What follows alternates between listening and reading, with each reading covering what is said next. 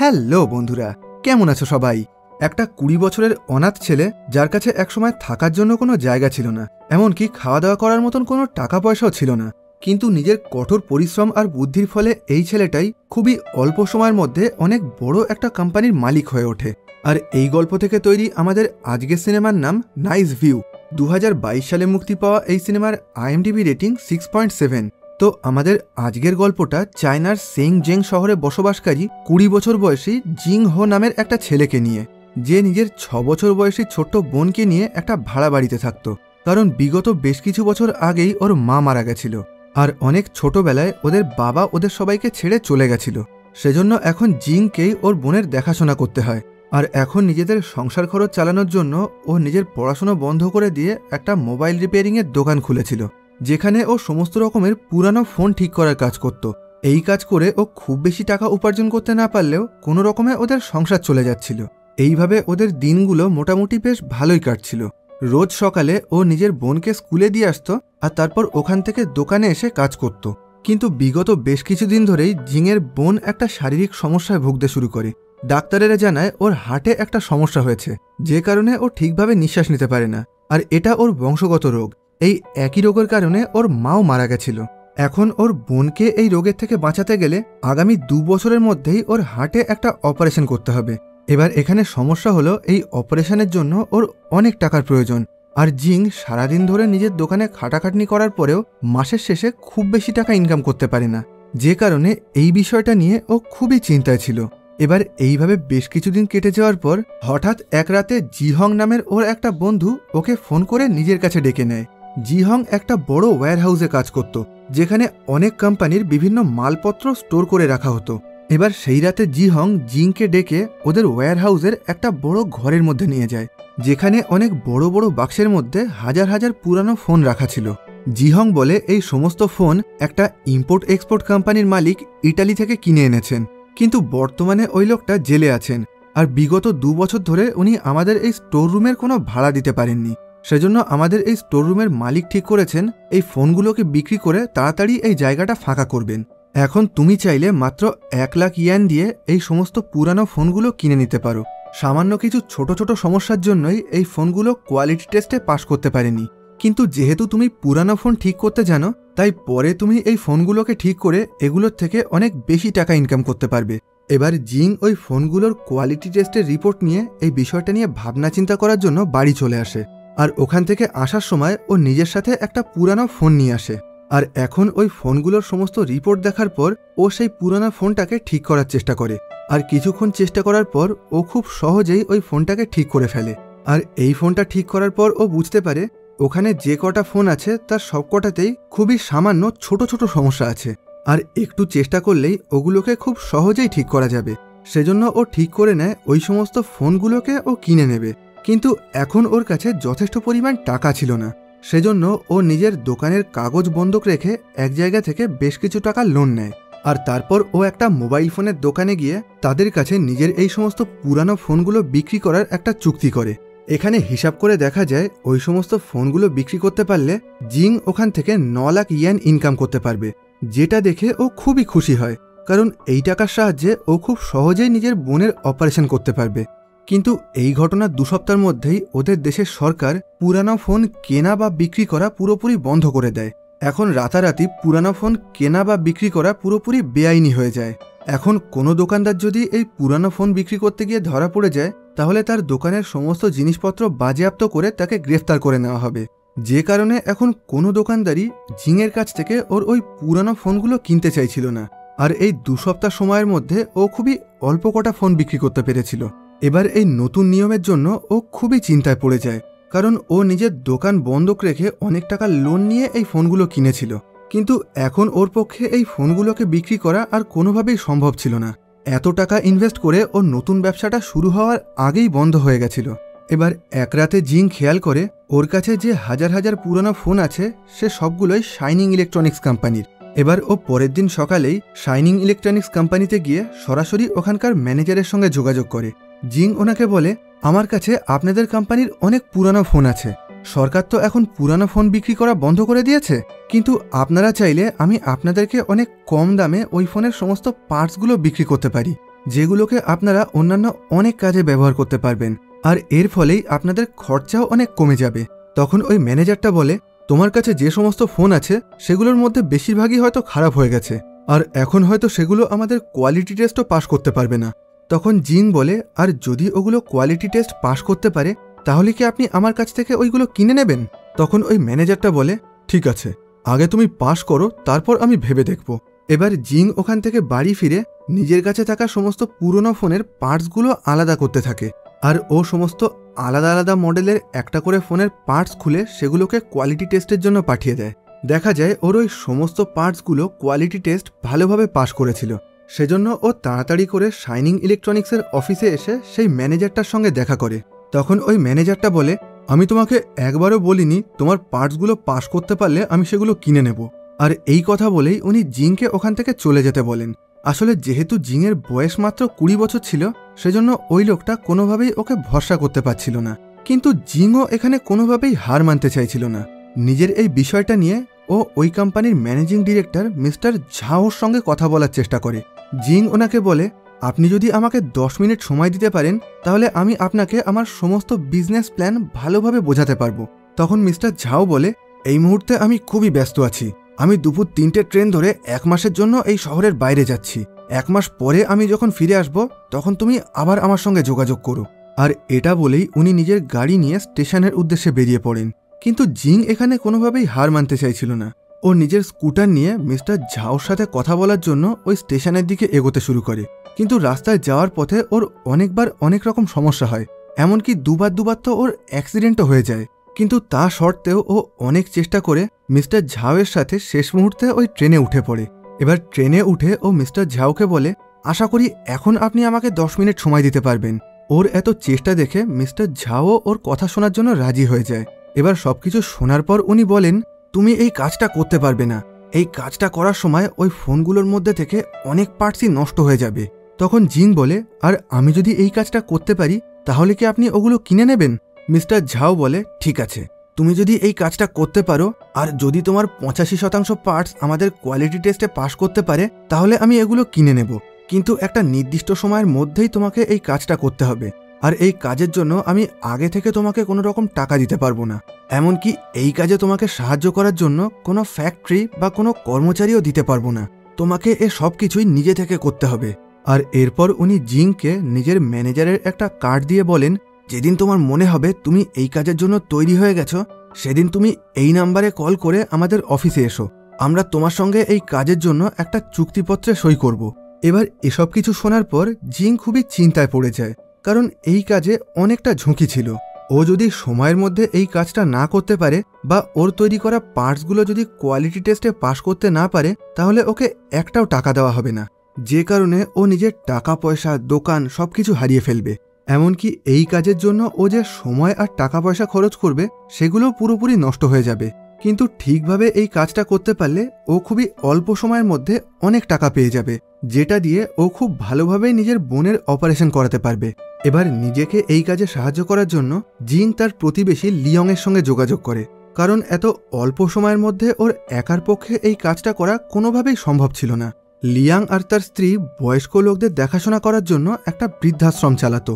সবকিছু শোনার পর প্রথমের দিকে লিয়ং ওকে এই কাজটা করতে বারণ করে। তখন জিং বলে, এই মুহূর্তে আমার কাছে আর কোনো উপায় নেই। আমার বোনের অপারেশন করতে গেলে আমাকে এইটুকু ঝুঁকি তো নিতেই হবে। যেটা শুনে এখন লিয়ংও ওকে সাহায্য করার জন্য রাজি হয়ে যায়। আর এদিকে দেখা যায় জিং ওই পুরানো ফোনগুলো কেনার জন্য কিছু মাস আগে যে লোন নিয়েছিল এখনও অবধি ও সেই লোনের একটা টাকাও শোধ করতে পারেনি, যে কারণে এখন পাওনাদারেরা ওর দোকান আর দোকানের সমস্ত জিনিসপত্র বাজেয়াপ্ত করে নেয়। আর এখন টাকার অভাবে ওকে নিজের স্কুটারটাও বিক্রি করে দিতে হয়। আর এখন নিজের দোকানটা হারিয়ে ফেলার পর ওর কাছে করার মতন কোনো কাজ ছিল না। সেজন্য ও কাজের জন্য নিজের পুরানো একটা বন্ধুর সঙ্গে যোগাযোগ করে, আর এখান থেকেই ও বড় বড় উঁচু বিল্ডিংয়ের জানলা পরিষ্কার করার কাজ পেয়ে যায়। এখানে জিংয়ের কাজ ছিল দড়ির সাহায্যে ঝুলতে ঝুলতে ওই বিল্ডিংয়ের বাইরের কাঁচগুলোকে পরিষ্কার করা। আর যেহেতু এই কাজে ঝুঁকির পরিমাণ অনেকটা বেশি ছিল সেজন্য অন্যান্য কাজের তুলনায় এই কাজের সমস্ত কর্মচারীকে একটু বেশি টাকা মাইনে দেওয়া হতো। এবার জিং আর লিয়ং নিজেদের এই কাজের জন্য একটা সস্তার ফ্যাক্টরি ভাড়া নেয়। দেখা যায় এই ফ্যাক্টরিটা বহু বছর ধরে নোংরা আর পরিত্যক্ত অবস্থায় পড়েছিল। কিন্তু জিং আর লিয়ং সারাদিন ধরে চেষ্টা করে ওই নোংরা জায়গাটাকে পরিষ্কার করে সেটাকে নিজেদের নতুন ফ্যাক্টরির জন্য সাজিয়ে তোলে।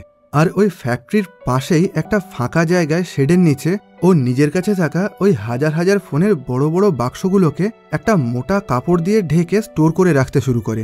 জিংয়ের কাছে এখন ওই ফোনগুলোকে রাখার জন্য এর থেকে ভালো আর কোনো জায়গা ছিল না। এবার এই ফ্যাক্টরিতে কাজ করার জন্য ওর বেশ কিছু কর্মচারীর দরকার ছিল, কিন্তু ওর পক্ষে বেশি টাকা মাইনে দিয়ে কাউকে কাজে রাখা সম্ভব ছিল না। সেজন্য ও এমন সব মানুষকে কাজে রাখতে শুরু করে যাদেরকে কেউ কাজে রাখতে চাইছে না, অথবা যাদের কোনো ভুলের জন্য তাদেরকে কোম্পানি থেকে বের করে দেওয়া হয়েছে। কারণ এই রকম ধরনের লোকজন খুবই কম টাকার বিনিময়ে ওদের সঙ্গে কাজ করার জন্য রাজি হবে। আর একটু খোঁজাখুঁজি করার পর ওরা এরকম ধরনের বেশ কিছু লোককে পেয়ে যায়। এই যে মহিলাকে দেখছেন, এনার নাম হলো চুনমি। ইনি একসময় একটা বড় ইলেকট্রনিক্স কোম্পানিতে কাজ করতেন, কিন্তু সেই ফ্যাক্টরিতে কাজ করার সময় অনেক জোরে জোরে আওয়াজ হতো, যে কারণে চুনমির সাথে আরও অনেক কর্মচারী নিজেদের শোনার ক্ষমতা পুরোপুরি হারিয়ে ফেলে। আর এই ঘটনার পরেই ওদের সবাইকে ওই কোম্পানি থেকে বের করে দেওয়া হয়। সেজন্যই এখন ও যেখানে যেরকম ছোটোখাটো কাজ পায় সেগুলোকেই করে। আর এই যে লোকটাকে দেখছেন, এর নাম হলো জং। একসময় এও খুব বড় একটা কোম্পানিতে কাজ করত, কিন্তু একদিন ওই কোম্পানির একটা এমপ্লয়িকে বাঁচানোর জন্য জংয়ের সাথে ওই কোম্পানির ম্যানেজারের ঝামেলা বেঁধে যায়। জং খুব ভালো বক্সিং জানত, সেজন্য ও খুব সহজেই নিজের ম্যানেজারকে মেরে অজ্ঞান করে দেয়। আর এই কাজের জন্যই ওকে বেশ কিছু বছর জেলে কাটাতে হয়। কিন্তু জেল থেকে বেরোনোর পর কেউই ওকে কাজে রাখতে চায় না, সেজন্য ও নিজের ঘরে বসেই বিভিন্ন রকম ছোটোখাটো কাজ করার চেষ্টা করে। আর এর মধ্যে একটা অদ্ভুত স্বভাব আছে, এ বেশি লোকজনের সঙ্গে মেলামেশা করতে পছন্দ করে না। এ নিজের বেশিরভাগ সময়টাই রাস্তার কুকুরদের সাথে কাটাতে পছন্দ করে। আর এই লোকটার নাম হলো হ্যানজি। এ ভিডিও গেম খেলতে খুবই পছন্দ করে, সেজন্য হ্যানজি আর ওর বন্ধুরা খুবই অল্প টাকার বিনিময়ে একটা সাইবার ক্যাফেতে কাজ করে, যেখানে ওরা সারাদিন ধরে গেম খেলার সুযোগ পায়। কিন্তু বিগত বেশ কিছুদিন ধরেই হ্যানজি একটা মেয়েকে ভালোবাসছে, যাকে এখন ও বিয়ে করতে চায়। আর এখন এজন্যই ও নিজের সাইবার ক্যাফেতে গেম খেলা বন্ধ করে দিয়ে সত্যিকারের একটা ভালো কাজ করতে চায়। আর এখন ও জিংয়ের ওই ফ্যাক্টরিতে কাজ করার জন্য নিজের সাথে নিজের একটা বন্ধুকেও নিয়ে আসে। এখন এই সমস্ত লোকজনকে নিয়েই জিং নিজের ফ্যাক্টরিটা চালু করে দেয়। আর জিংকে এই কাজে সাহায্য করার জন্য লিয়াং তার বৃদ্ধাশ্রম থেকে বেশ কিছু বয়স্ক লোককে এখানে নিয়ে আসে। এই লোকগুলো বয়স্ক হলেও এদের মধ্যে থেকে অনেকেরই বহু বছরের কাজ করার অভিজ্ঞতা ছিল। এখন জিং এদের সবাইকেই এই নতুন কাজের ট্রেনিং দিতে থাকে, আর এদের সবাইকে শেখাতে থাকে কিভাবে ফোনের মধ্যে থেকে তার সমস্ত পার্টসপত্রগুলোকে ভালোভাবে আলাদা করতে হবে। এখন জিং নিজের এই ফ্যাক্টরির নাম রাখে নাইস ভিউ, যেটা ওর পুরানো মোবাইল রিপেয়ারিংয়ের দোকানের নাম ছিল। এবার এই কোম্পানির খরচ চালিয়ে সবার মাইনে দেওয়ার জন্য জিং প্রত্যেকদিন সকালে নিজের ওই বন্ধুর সঙ্গে সমস্ত উঁচু বিল্ডিংয়ের কাঁচ পরিষ্কার করার কাজ করত, আর রাতে বাড়ি ফিরে নিজেও ওই মোবাইলের পার্টসগুলো আলাদা করার কাজ করত। আর এত কাজের চাপের মধ্যেও ও সময় মতন নিজের বোনকে স্কুলে দিয়ে আসা নিয়ে আসা করে ওকে সময় মতন ডাক্তার দেখিয়ে ওর খেয়াল রাখার চেষ্টা করত। এবার এই ঘটনার কিছুদিন পর জিংয়ের ফ্যাক্টরিতে একজন লোক ওর কাছ থেকে বেশ কিছু পুরানো ফোন কিনতে চলে আসে, আর এগুলোর বিনিময়ে ওকে অনেক টাকা দেওয়ার জন্য রাজি হয়। আর জিংয়েরও এই মুহূর্তে এই টাকাগুলোর খুবই দরকার ছিল, কারণ বিগত অনেক মাস ধরে ও নিজের বাড়ি ভাড়া দিতে পারেনি। কিন্তু যেহেতু এখন পুরানো ফোন বিক্রি করা পুরোপুরি বেআইনি ছিল, সেজন্য জিং কোনো রকম ঝুঁকি না নিয়ে ওই লোকটাকে বারণ করে দেয়। এবার এই ঘটনার বেশ কিছুদিন পর হ্যানজি নামের সেই ছেলেটা তার গার্লফ্রেন্ডকে বিয়ে করে নেয়। আর এই দিন জিং আর তার কোম্পানির বাকি সমস্ত বন্ধুরা হ্যানজির বিয়ের ওই অনুষ্ঠানে এসেছিল, যেখানে সারাদিন ধরে ওরা প্রত্যেকে খুবই মজা করে। এবার রাতের বেলায় অনুষ্ঠান শেষ করে বাড়ি ফেরার পর জিং আর তার বোনকে ওদের বাড়ির মালিক ওদের ঘর থেকে বের করে দেয়, কারণ বিগত 3 মাস ধরে ও নিজের এই ঘরের ভাড়া দিতে পারেনি। এখন ওর কাছে ওর বোনকে নিয়ে থাকার মতন কোনো জায়গা ছিল না।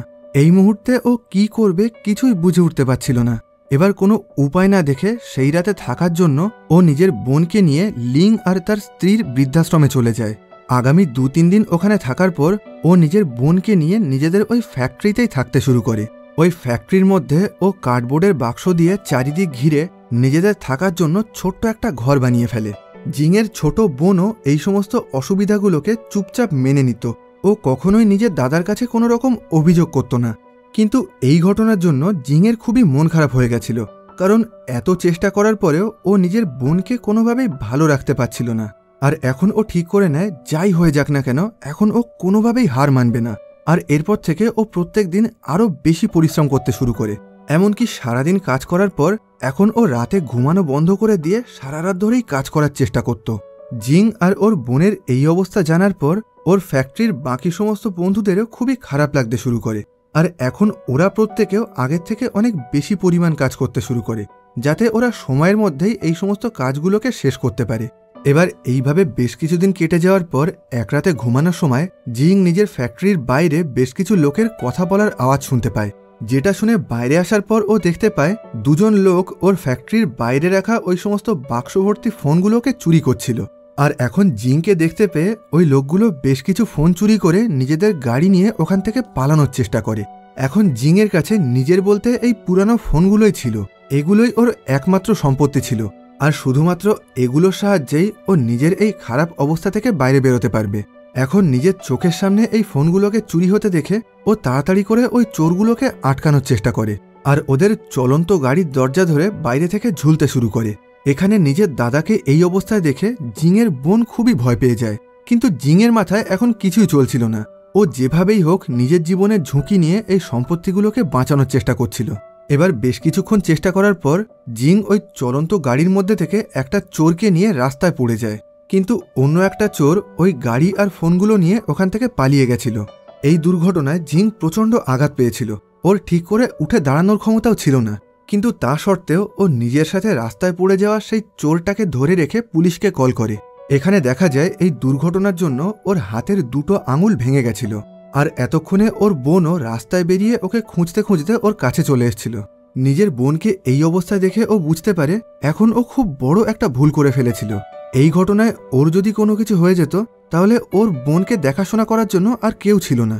এবার যেহেতু জিং একটা চোরকে নিজের কাছে ধরে রেখেছিল, সেই জন্য পুলিশ ওই চোরটার সাহায্যে ওর চুরি হয়ে যাওয়া বাকি সমস্ত ফোনগুলোকে উদ্ধার করে আবার ওর কাছে ফিরিয়ে দেয়।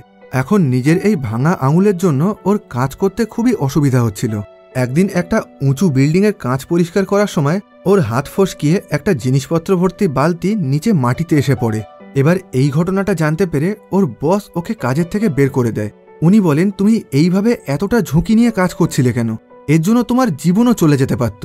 আর এই কথা বলে উনি ওকে বেশ কিছু টাকা দিয়ে ওখান থেকে বাড়ি চলে যেতে বলেন, আর ওকে পুরোপুরি সুস্থ হয়ে আবার এই কাজে ফিরে আসতে বলেন। কিন্তু ওর সমস্যা যেন এখানেও শেষ হচ্ছিল না। বিগত বহু মাস ধরে ও নিজের ফ্যাক্টরির ভাড়া দিতে পারেনি, যে কারণে ওখানকার মালিক ওকে বলে, আগামী 3 দিনের মধ্যে হয় তুমি আমাকে সমস্ত ভাড়া শোধ করে দেবে, না হলে এই জায়গাটা ফাঁকা করে দেবে। নিজের আঙুল ভেঙে ওই কাজটা হারানোর পর এখন ওর কাছে আর একটাও টাকা ছিল না, আর এই অবস্থায় ওর মনে হচ্ছিল ওর সামনে হয়তো সমস্ত রাস্তা বন্ধ হয়ে গেছে। ও বুঝতে পারছিল না এই অবস্থায় ওর কি করা উচিত।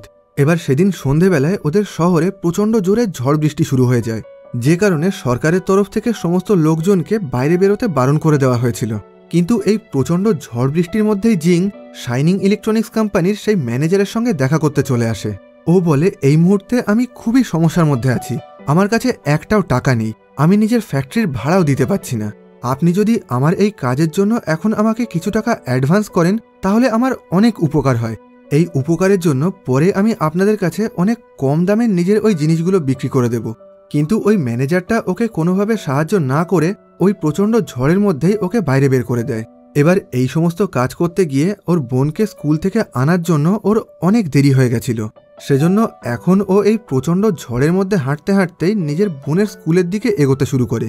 দেখা যায় ওই স্কুলটা অনেক আগেই ছুটি হয়ে গেছে, আর এখন ওর বোন ওই স্কুলের সিকিউরিটি গার্ডের ঘরের মধ্যে বসে ওর জন্য অপেক্ষা করছিল।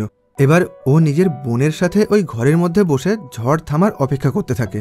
নিজের সাথে ঘটে যাওয়া এই সমস্ত ঘটনার জন্য জিং এখন প্রচণ্ড হতাশ হয়ে গেছিল। কিন্তু তখনই ওর মনে পড়ে যায় মারা যাওয়ার আগে ও নিজের মাকে কথা দিয়েছিল জীবনে যত সমস্যাই হোক না কেন ও সবসময় নিজের বোনকে ভালো রাখবে আর ওকে কখনোই কোনো কষ্ট দেবে না। এবার পরের দিন সকালে ও দেখতে পায় যে জায়গায় শেডের নিচে ও নিজের সমস্ত ফোনের বড় বড় বাক্সগুলোকে স্টোর করে রেখেছিল, প্রচণ্ড ঝড়ের কারণে সেই জায়গাটা ভেঙে চুরে পুরোপুরি নষ্ট হয়ে গেছিল। যদিও এই ঘটনায় ওর ওই ফোনগুলো পুরোপুরি সুরক্ষিত ছিল, কারণ সেগুলোকে প্লাস্টিক দিয়ে র্যাপ করে বাক্সের মধ্যে ঢুকিয়ে ভালোভাবে রাখা ছিল। এবার এই অবস্থায় ওই ফ্যাক্টরির মালিক ওকে জানিয়ে দেয়, আগামী 3 দিনের মধ্যেই তোমাকে এই জায়গাটা খালি করতে হবে, কারণ এখন এই ফ্যাক্টরিটা আমি অন্য একজনকে ভাড়া দিয়ে দিয়েছি। এবার এই ঘটনায় জিং পুরোপুরি হার মেনে নিয়েছিল, কারণ ওই পার্টসগুলো ডেলিভারি করার জন্য ওদের কাছে আর 2 সপ্তাহ সময় ছিল।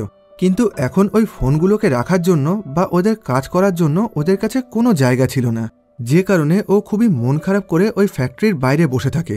আর তারপর নিজের সমস্ত বন্ধুকে নিজের এই অবস্থার কথা জানিয়ে দেয়। ও বলে, আমার কাছে আর একটাও টাকা নেই, আমি তোমাদের মাইনে দিতে পারবো না। আর তাছাড়া আমাদের ফ্যাক্টরিটাও এখন অন্য একজনকে ভাড়া দেওয়া হয়েছে, তাই আমাদের কাছে কাজ করারও কোনো জায়গা নেই। তখন ওর বন্ধুরা বলে, আমাদের মাইনে নিয়ে তোমাকে কোনো চিন্তা করতে হবে না, এই কাজটা হয়ে যাওয়ার পরেই তুমি আমাদের টাকা দিও। এখন তুমি ভাবলে কিভাবে তোমার এই বিপদের সময় আমরা তোমাকে এইভাবে ছেড়ে দেব? তুমি সবসময় মনে রেখো, আমরা সবাই তোমার পরিবার।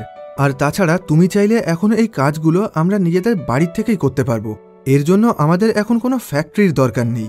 আর এইভাবে আমরা সময়ের মধ্যেই এই কাজটা শেষ করতে পারবো। এবার এই কথাগুলো শুনে জিং প্রচণ্ড আনন্দে কেঁদে ফেলে।